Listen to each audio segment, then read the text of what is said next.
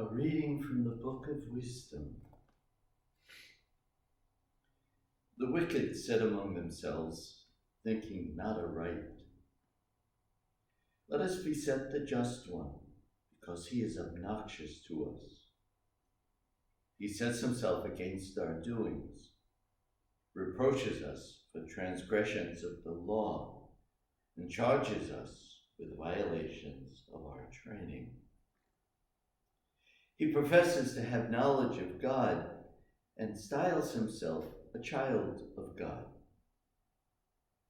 To us, he is the censor of our thoughts.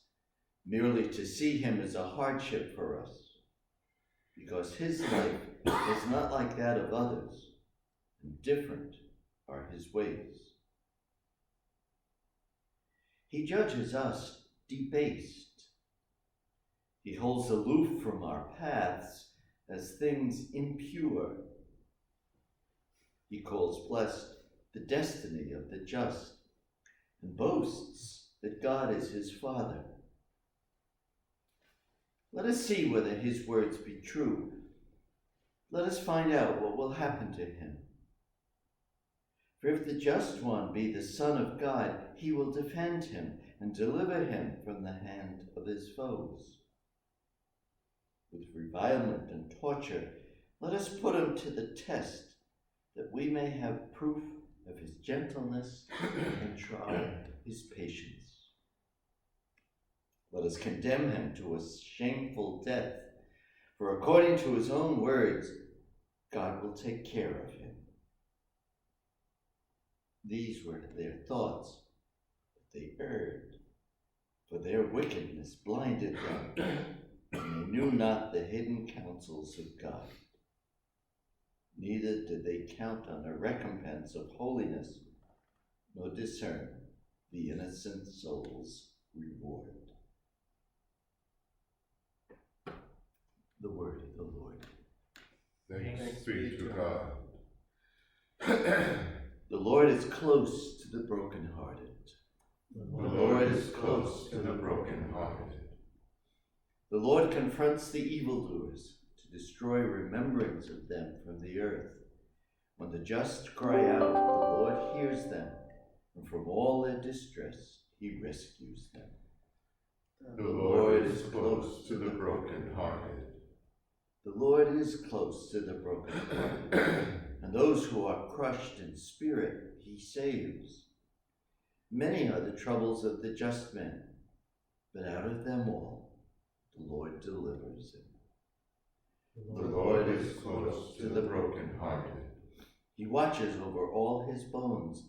Not one of them shall be broken. The Lord redeems the lives of his servants. No one incurs guilt who takes refuge in him. The Lord is close to the brokenhearted.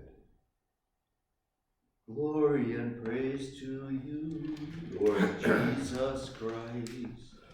Glory and praise to you, Lord Jesus Christ. One does not live on bread alone, but on every word that comes from the mouth of God. Glory and praise to you, Lord Jesus Christ.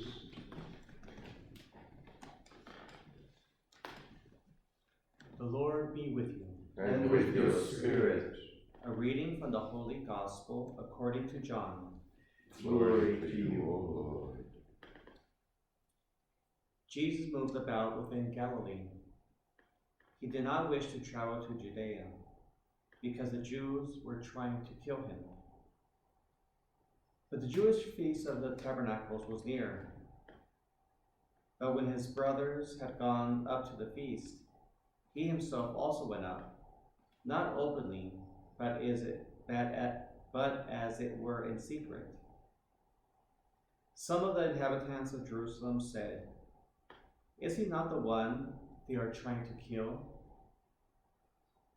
And look, he is speaking openly, and they say nothing to him." Could the authorities have realized that he is the Christ? But we know where he is from. When the Christ comes, no one will know where he is from. So Jesus cried out in the temple area as he was teaching and said, "You know me, and also know where I am from. Yet I did not come on my own, but the one who sent me, whom you do not know, is true. I know him because I am from him, and he sent me." So they tried to arrest him, but no one laid a hand upon him, because his hour had not yet come. The Gospel of the Lord. Praise to you, Lord Jesus Christ.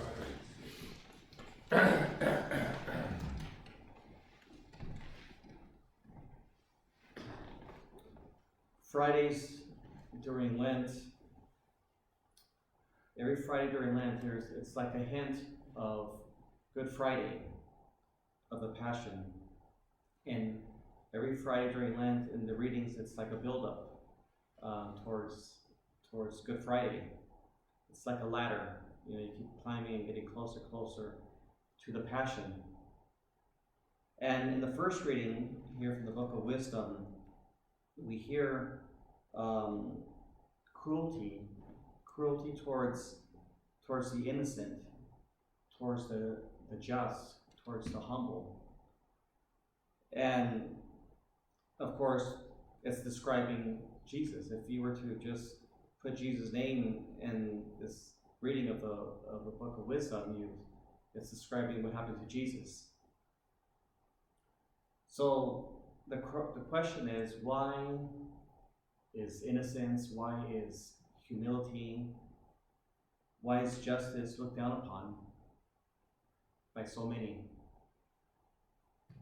And the obvious reason is because it makes the unjust uncomfortable. It's a threat. I don't know if they still use that saying, but it cramps their style. That's what happens. It sheds light to the unjust. For example, when there's a new employee at a company, and this new person arrives, and you see the other employees are stealing and are taking stuff, or taking long lunch breaks, especially when the boss is not around. And this new employee refuses to do that, refuses to steal, refuses to take these long lunch breaks, and wants to do the right thing. Well, he or she is a threat. Justice is a light denouncing the unjust. A person trying to follow Christ will be given a hard time by some. A priest once told me that he has a friend who at work, she was always given a hard time. At her desk she had this little statue of Padre Pio, and she was always nice to everybody, but she would not get involved in the gossip in the break room.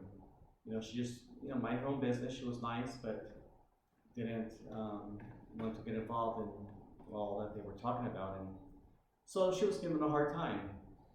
And she would say that she would walk into the break room, and everybody would stop talking and say, "Oh, here comes that saint, let's change the subject," and things like that, these comments that they would throw out at her.